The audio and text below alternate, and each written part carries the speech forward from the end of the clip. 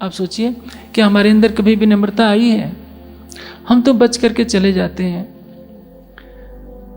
मैं एक शहर का नाम नहीं लूँगा, मैं रतनपुरी में था, मैं दृष्टांत सुनाता हूँ।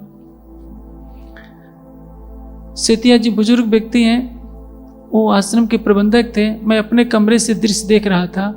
वो कमरे में जाकर एक एक को प्रणाम जी कर रहे हैं और सब जो बाहर निकल रहे हैं सब सिर हिला रहे हैं। वो बेचारे 65 साल से ऊपर के व्यक्ति सबको हाथ जोड़ रहे हैं। जो 20-25 साल वाले हैं वो भी सिर हिला रहे हैं। मैं उस शहर की महिमा जानता हूँ कि उस शहर वाले हाथ जोड़ने में अपमान समझते हैं। मैंने दूर से ही कह दिया कि उस शहर के आए हैं क्या? हंसने लगे। वो समझते थे कि इस शहर के लोग कभी किसी को प्रणाम के बदले हाथ जोड़कर उत्तर नहीं दे सकते। आप सोचिए ये अहं कितने समय तक रहेगा?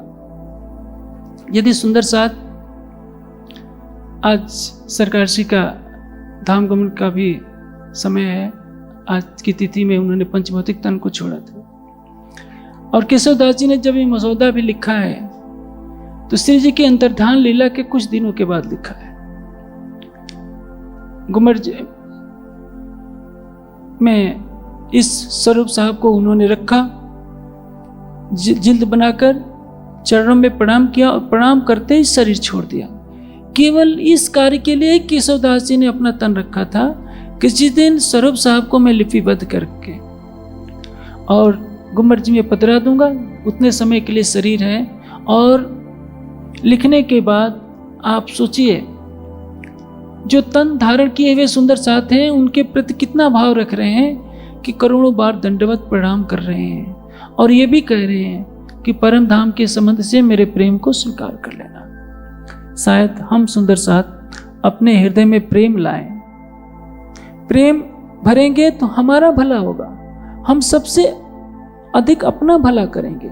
घृणा करेंगे, द्वेष करेंगे तो सबसे ज्यादा हम अहित करेंगे अपना, क्योंकि हमारी सुरता घृणा के विकार को लेकर परम धाम में नहीं जा सकती है। ले आओ प्यार करो दीदार। आपको कोई पत्थर मारता है, आप उसकी चिंता न कीजिए। आपको कोई घृणा की दृष्टि देखता है, उसकी चिंता न कीजिए। आप अपनी दृष्टि में घृणा न रखिए। एक दिन उसको पश्चाताप के आंसू बहाने पड़ेंगे, क्योंकि घृणा करना एक मानवीय अपराध है, आध्यात्मिक अपराध है। घृणा की चिंगारी सब कुछ भस्मीभूत कर सकती है। इसलिए इस मसौदे में केशवदास जी महाराज ने बहुत कुछ कह दिया है। आज बाईजूराज मंदिर के पीछे केशवदास जी महाराज की समाधि बनी है। मैंने देखा है धर्मगुरु को भी वहां मत्था टेकते हुए कि ये केशवदास जी महाराज की समाधि है। उन परमहंसों के जीवन से हमें शिक्षा लेनी होगी कि उनमें कितनी विनम्रता थी, कितना उन्होंने त्याग किया। आज उनके त्याग के परिणाम स्वरूप ही तो आज हम यहाँ बैठे बैठे वाणी की चर्चा कर रहे हैं। सरकार श्री ने वाणी की ज्योत जलाई, उत्तर प्रदेश जागृत हुआ, गुजरात जागृत हुआ। नहीं तो क्या होता था, रात रात भर गरबे खेले जाते थे, कोई वाणी को पढ़ता नहीं था। जो ज्योति जलाई उस ज्योति को बढ़ाना हमारा कर्तव्य है, ये हमारा सच्चा कर्तव्य है। ये नहीं कि फूंक मारकर उस ज्योति को बुझाने की हम चेष्टा करें। जो भी सुंदर साथ हमारी समकक्ष है, हम उससे प्रेम की दृष्टि से व्यवहार करें। हम किसी का हृदय न दुखाएं, मन से नहीं, वाणी से नहीं, कर्म से नहीं।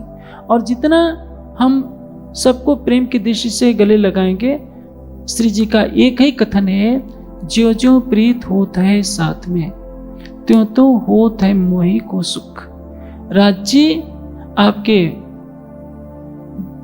मिष्ठान के बड़े बड़े पैकेटों से, बड़े बड़े ये चढ़ावे से खुश नहीं होंगे। आप सबसे प्रेम करना सीख जाइए, उसी दिन प्रलय हो जाएगा। आप कहते हैं ना कि कब प्रलय होगा, कब प्रलय होगा। दुखदे बतन बुलावी अपने घरे नहीं रसम।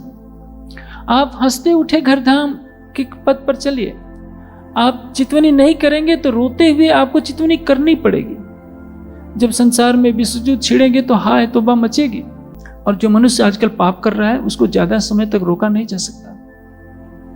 याद रखिए, कर्मों का फल अवश्य भोगना पड़ता है। गायों को किस तरह से तड़पा तड़पा कर मनुष्य मार रहा है, कैसे कैसे पशुओं की हत्या करके उनका मांस भक्षण कर रहा है।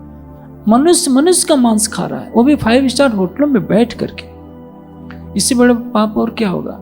हम ऐसे माया के युग संसार में रहे हैं, कलयुग का इतना विकट रह रहा है, जो कि परम धाम की ब्रह्मशिष्टियाँ भी घृणा की अग्नि में चल रही हैं, तो ये दुखदाई बात है। मैं आशा करूँगा कि इस मसौदे से हम बहुत कुछ प्रेरणा लेंगे और उसको जीवन में चरितार्थ करने का प्रयास करें। प्रणाम जी।